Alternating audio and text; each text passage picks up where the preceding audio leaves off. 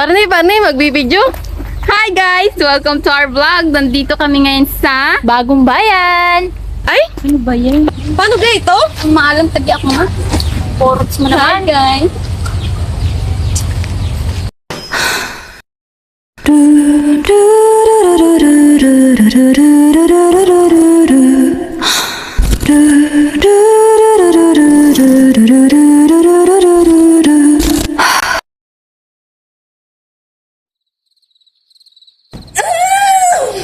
Malapit na. Kailan pa?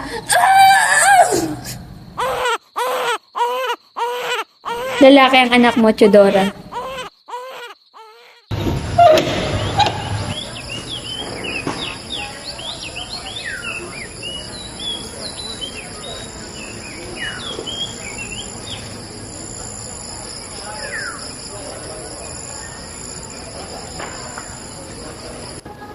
Sepa, maaari mo muna kaming imanila. Ilang oras na lang. Nais ko pa sana tapusin ang mga naisulat mo at nakamagilid na kaaabot. Bakit ba kasi hindi mo sinunod ang aking mga payo at tagubilin? Pamahihinay. Ngunit hindi yata ako nangungubi ng tao.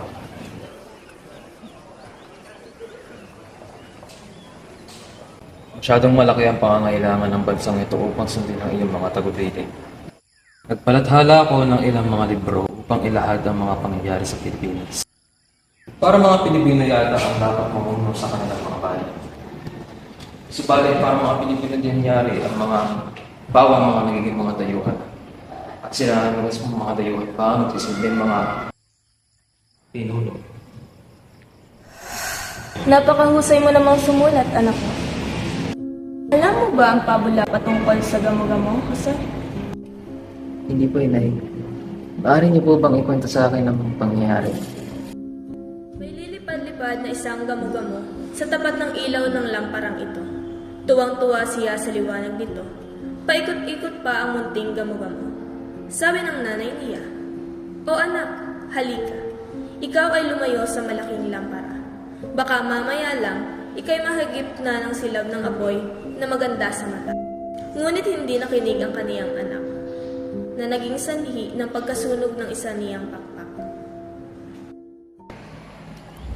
At pagkatapos, ano pang gusto mong mangyari sa ating bayan? Marami pa sana. Ngunit sila pinabayaan at pinalimutan ako ng may tapat. Nakalimutan mo na bang magdasal, anak? Nakalimutan mo na ba ang nakasanayan natin? Anak ko, halina mag-aalas 6 na. Halina tayo magro-rosaryo.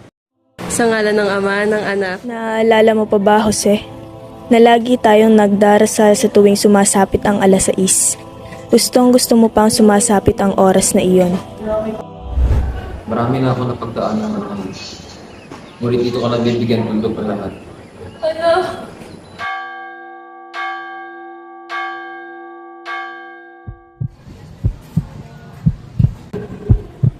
May sasabihin ako sa'yo, Rizal. Hindi na tayo pwede. Dahil naipangako na ako ng aking mga magulang sa iba.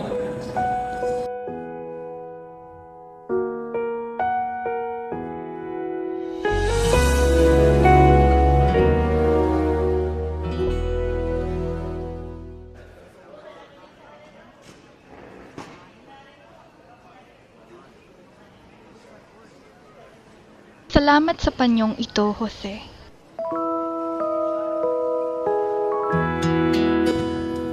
Binibiningan. Naintindihan ko na may mga kwentong nag-uumpisa, ngunit agad ding natatapos.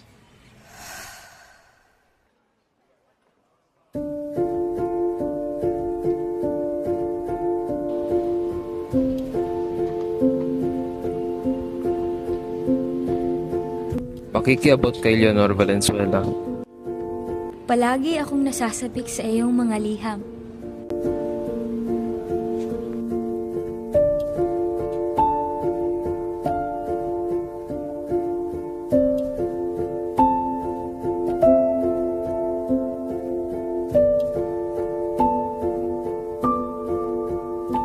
Ngunit ito'y biglang natigil nang iwan mo akong walang kasiguraduhan.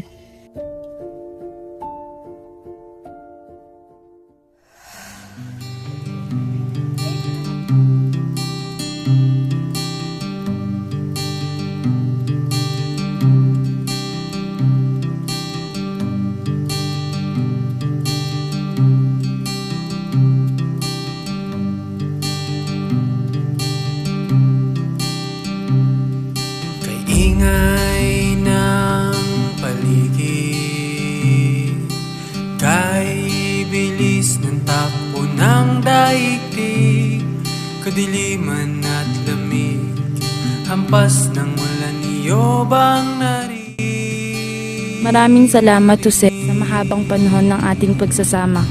Nag-iwan ka ng mahalagang marka sa aking puso na habang buhay kong dadalahin.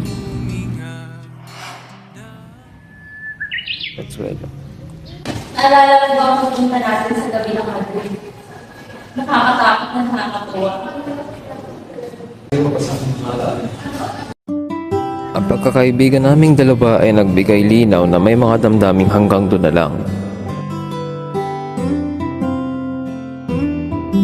Nakita ko ang ganda ng simpleng pagmamahalan. Ngunit alam kong ang aking tungkulin sa bayan ay hindi niya kayang pakisamahan. Napakagaling mo naman kumuhit, Jose. Mas maganda ang iyong mga ngiti, Gertrude.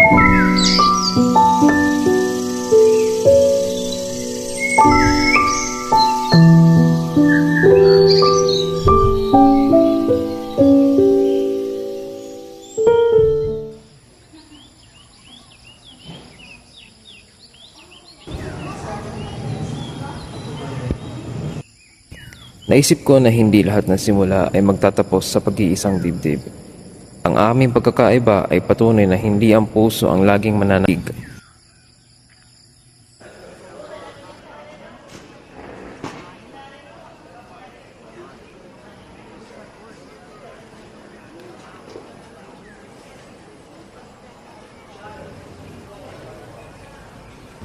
Magandang araw po.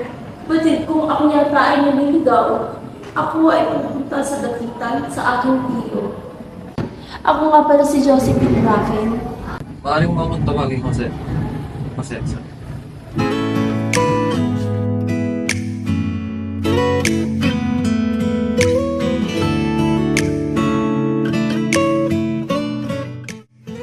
Sa kabilang kalsada naman makikita ang isang gusali na kung saan ako ay naligaw nung una kong pagparito.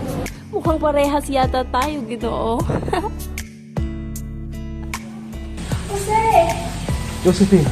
Tutunan ko ang halaga ng pagtanggap at sakripisyo. Sa kabila ng aming pagmamahalan, ang tunay kong layunin ay ang kalayaan ng aking bayan.